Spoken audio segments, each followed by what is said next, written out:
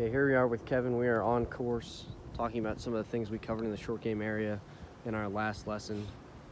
Just kind of making sure that he can bring this out to the golf course. We got a pretty straightforward shot here. Certainly something you get out on this golf course a lot, big greens and kind of a lot of these little undulations around the green. So first thing we're going to do is make sure that stuff we were working on last time kind of transfers over. So Kevin, why don't you go ahead and set up for me and kind of recall the things we worked on last week about getting that low point in front of the golf ball. Maybe give me that quick demonstration again. Yeah, so we were just working on kind of getting the center of my chest a little bit more in front of the golf ball.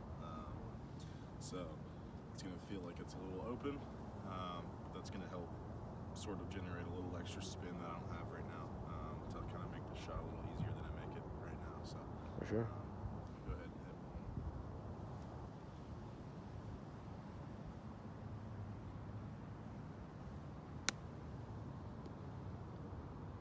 And that lands on the downslope, but you can tell it's grabbing, and that's actually going to finish about 3 or 4 feet from the hole. So very well done from Kevin there.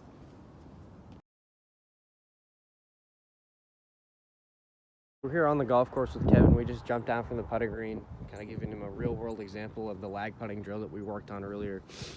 We covered kind of that transferring all of your energy into the ball and the efficiency of a total transfer. So what that's going to mean for Kevin, like we said up there, is just keeping that follow-through short. I'm going to have him hit a couple here, and then we'll talk about it for a second after.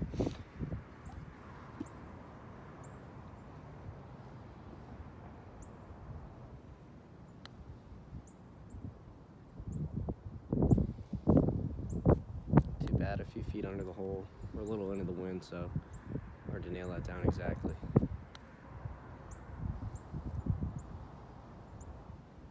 And a nice adjustment made there, not quite. So what you can see here is that that's really going to increase Kevin's precision. He's not necessarily going to roll every ball around on top of the hole, but when he makes a similar stroke or feels like he's making a similar stroke, the balls are going to go a similar distance. So that was the goal for us with Kevin, and hopefully he can take that to the golf course like we have here.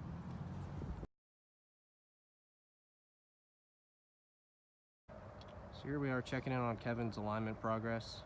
This is a great thing to do on the course with a student. You can have them set up with an alignment stick, and that what I'm going to do once Kevin feels like he's comfortable and he's square, which he looks pretty good right now. So what I'm going to do is take the alignment stick away, and now he can just hit a regular golf shot to the green, knowing that he's perfectly aligned. And that looks like a pretty good strike there. So you actually hit it a little bit right of the pin, and that's going to show a little bit of progress before everything's left, the stance is open. So good work there, Kev.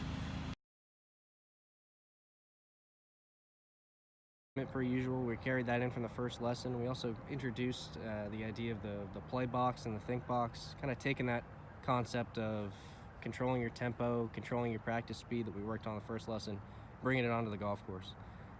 So I think this has been very beneficial for Kev, and really some things that are easy, practical. You know, when you get out on the course, you want to focus on the little things, not necessarily anything too technical. So worked on just setup and routine.